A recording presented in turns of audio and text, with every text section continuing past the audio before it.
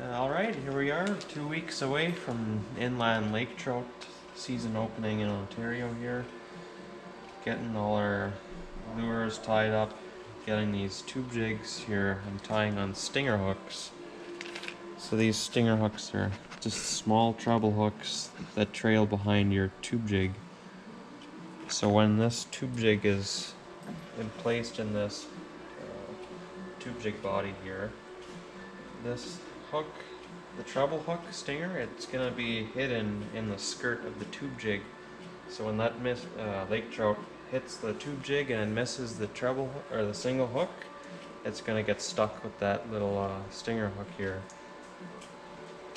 So I'm gonna be tying that stinger hook with 20-pound clear monofilament line. I mean, you could use anywhere from 10 to 20, it doesn't really matter. I just 20 will land more fish without having to retie. I don't think there's an issue with them seeing this line that's going to be hidden in the tube jig anyways. And I'll get started.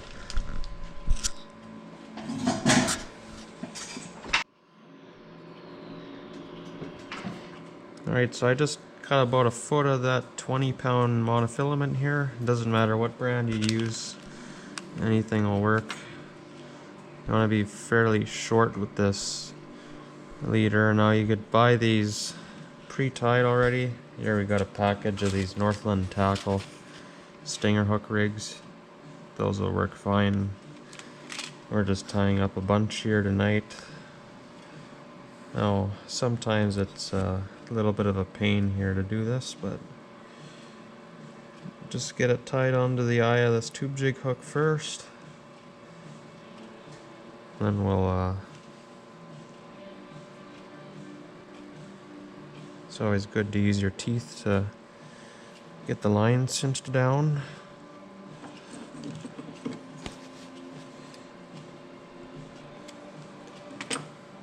Alright. Now, when I'm tying this stinger hook on the back, I want to make sure the line's coming off so it's linear with the shank of the hook. Otherwise, if you've got it off the top of the eye like this and you go to pull it down, you're going to have extra line here, which you don't want. You want it to be fairly close to this hook so that it's hidden in the skirt of the tube jig.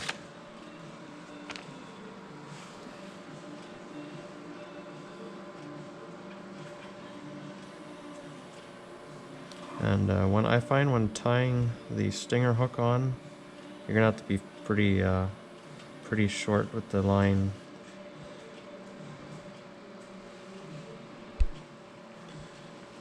And you got about a 3/4 of an inch of line here that I got left from the eye.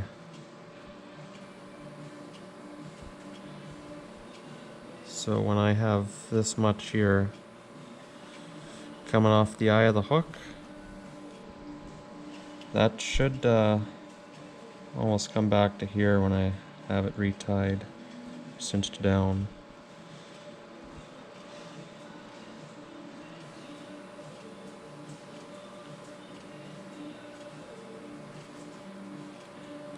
I'm just gonna cut a little bit of excess off.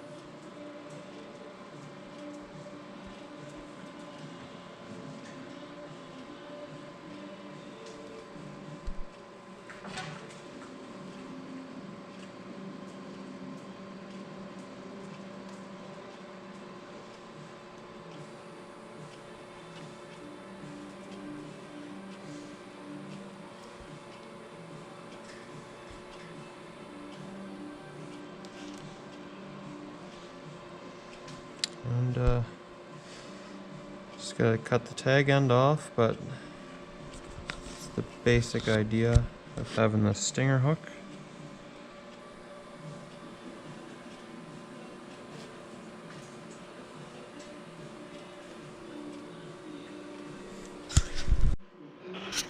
Okay, now once you got it tied up, the way you want to put this into this tube jig here, this is just an old one I have. But these are molded and they got a hole, so I'm just going to slide this jig in there, push it all the way to the front, and you want to poke the eye of the jig through the rubber here so you could tie your line onto it. So that way there you could see, you'd be able to tie your line through that. So you have your jig hook here, but your stinger hook is hidden in the skirt. The lake trout won't be able to see that, and if they do miss this main hook here, they're gonna get stuck with this stinger. So that's the idea of that. I like to sharpen my hooks too.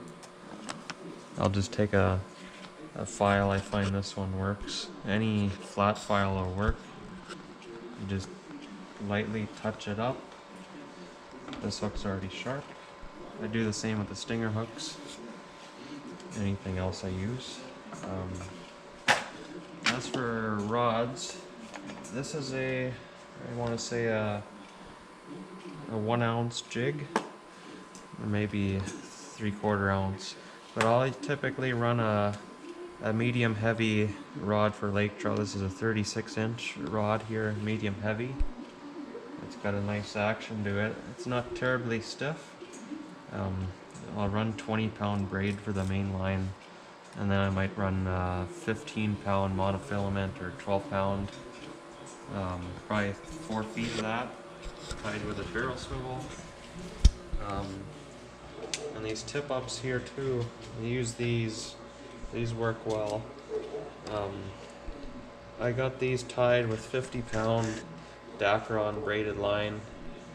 I'll probably run 15 feet of 10-pound monofilament for my lighter rigs, and then 12-pound will be for the heavier ones. If I'm using suckers, anything larger than 6 inches for the minnows, I'll use a size 6 treble.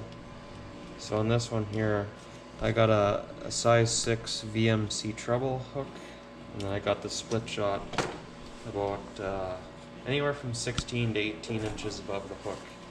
This one here, I'm going to be using their smaller and medium minnows here. I got a smaller treble. I don't know what size this is. I want to say it's a size 14 treble hook, and I'll do the same thing, a little smaller split shot, 16 inches above the hook. And you could also use these little jigging spoons here, these Swedish pimples. They're just small silver jigs. Some of them have like a fluorescent tape on the backs of them. Some are all these different colors. You can get all different size ones too. You get larger jigs. This is a 1 ounce jig. And I just like to tip these with strips of herring or smelt. You could tip them with a live minnow too and let them sit there. That should work. And over here I got my homemade ice fishing rod holder. Just a, I believe it's a piece of either maple or a birch.